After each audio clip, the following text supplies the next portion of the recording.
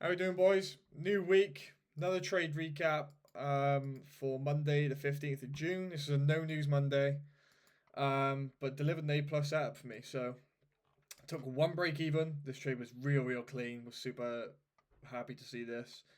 Ended up getting break even. Then we had the re entry when we remanipulated this low and got the inverse gap changing the state. Now you might be thinking on the micros chart here, there's no inverse gap, but go over to the E mini NASDAQ.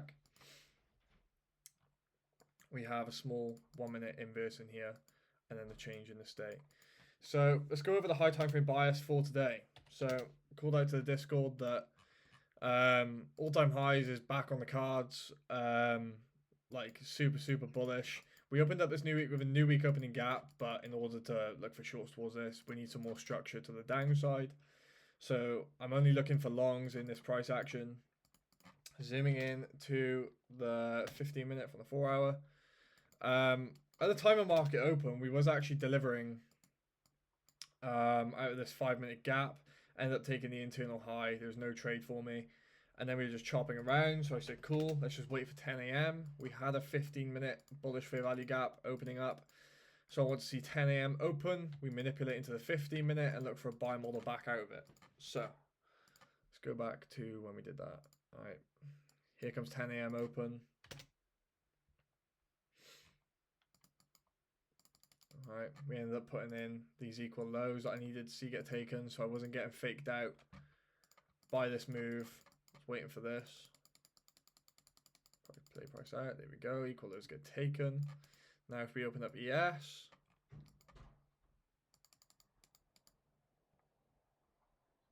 all right, we ended up putting in this SMT here. ES never took this. Then straight away we can see we have the change in the state level here, and then this inversion fair value gap. Smack, long, and then I was break even at this internal high. We ended up getting stopped at break even. So I'm like, cool, I'm open to a re-entry here because of how perfect this really is. Like, this is your internal market maker buy model through here to this 15-minute buy side liquidity. All right, so playing price out again. We end up manipulating this low now with an SMT. ES never gets there. Then inversion fair value gap. Changing the state. Easy stuff. I waited for a tiny little pullback. I think my entry was like here-ish. Stops underneath here.